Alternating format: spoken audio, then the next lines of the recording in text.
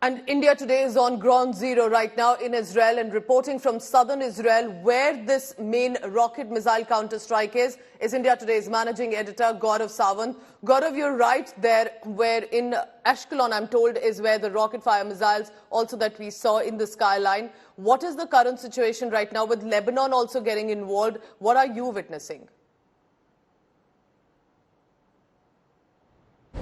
The situation does remain extremely grim. Over 1,000 targets taken out.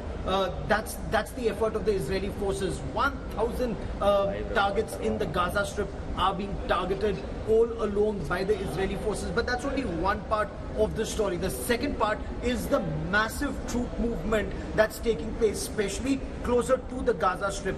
It's the tanks, it's the armored personal carriers, and it's troop concentrations in a very big way. So the flattening of the targets overnight, the targeting of sensitive locations of Hamas, whether it's their ammunition depots or their command and control headquarters or their logistics bases, the Israeli forces are moving in a big way sooner than later, and their entire aim is to decimate the Hamas capability and capacity to target Israel once again. Now, how soon will troops move in remains to be seen, but the preparations are all in place.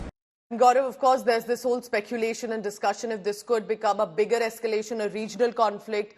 What are you picking up on that from the ground situation in Israel right now? We're already seeing signs of escalation, whether it's on the border where the Hamas forces are being taken on by the Israeli forces, or the Hezbollah along the Syrian border and the Lebanon border.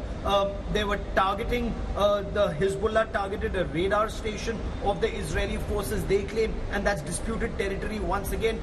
Some rockets fell in the Sheba Farms area, again a disputed territory. At the same time, Israel is of the opinion that whether it's the Golan Heights or the Sheba Farms area, the borders with Syria and Lebanon will see heightened activity, and more than just exchange of military hardware.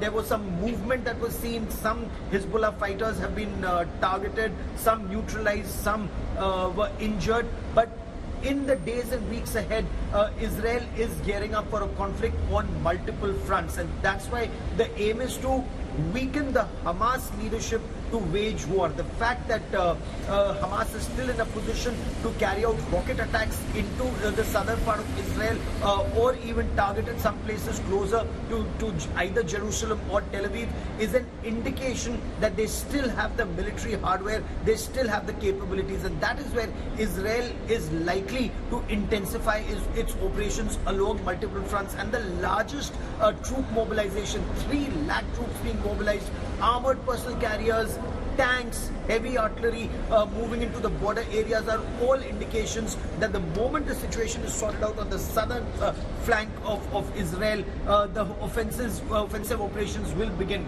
The United States is also deploying its aircraft carrier battle group in the Mediterranean Sea, and that's an indication that America is standing with Israel to ensure that others don't come into play, other forces don't come into play. And this is where deft diplomacy, military diplomacy, and all operations on ground will simultaneously be under global scrutiny.